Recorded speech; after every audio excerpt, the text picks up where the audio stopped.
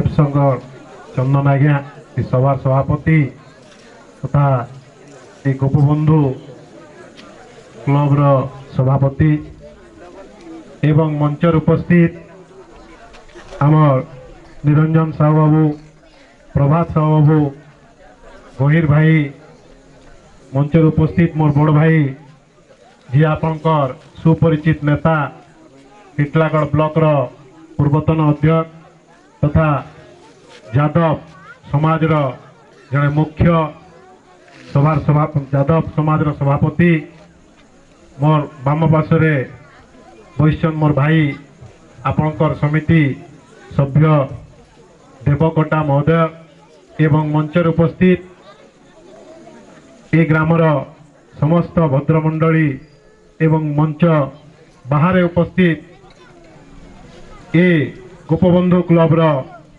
90 जन सदस्य को मोर गभीरतम हृदय अभिनंदन जनाऊँ। वर्तमान टिके आगु आम पूर्व वक्ता जहाँ ए महान पुरुष गोपबंधु दास को बाबद प्रांजल भाव कहले मते शुणिक लगला निश्चित भावे मुई कॉलेज रे बैसे एवं आमर कॉलेज जड़े लेक्चरर पिला मान के गोपबंधु दास को बाबद बुझौन भारी खुशी लगला प्रांजल भाव आपण मान के गुटे गुटे जिनिस करी गोपबंधु दास को समस्त को बुझाले मुझे गुटे जिनिस तो अनुमान कली निश्चित भावे ये गोपबंधु क्लब समस्त सदस्य शिक्षित एवं गोपबंधु प्रेरणा निश्चित भावे प्रेरित आमे गुटे जिनसी निश्चय आम जानूचु गोपबंधु दास आज आमे भारत जननायक महात्मा गांधी के जंती हिसाब से मन रखुचन सारा विश्व मन रखसी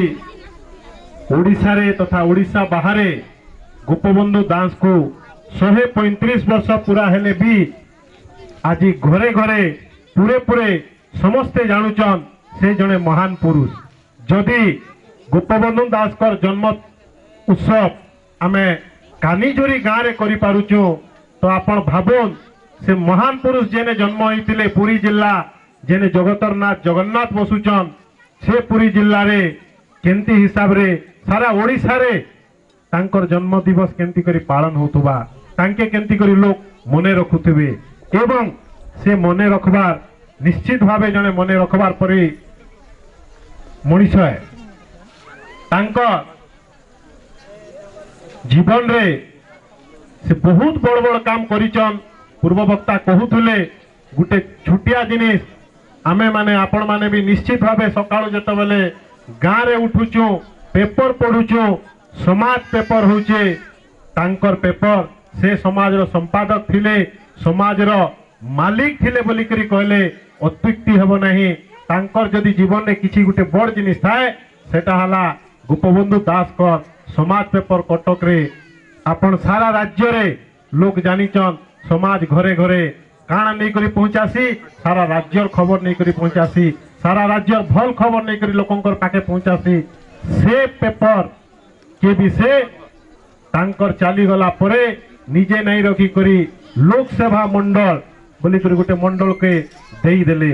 धन्यवाद तांकर महान चिंताधारा के आमे निश्चित भावे गोपबंधुंकर तांकर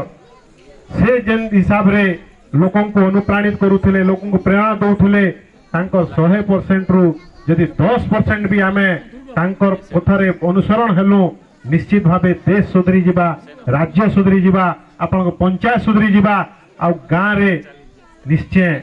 भल लोक माने ना बाहरबे गोपबंधु दास के जंती के लोक मने रखुचन आपण मान के भी लोक निश्चय मने रखबे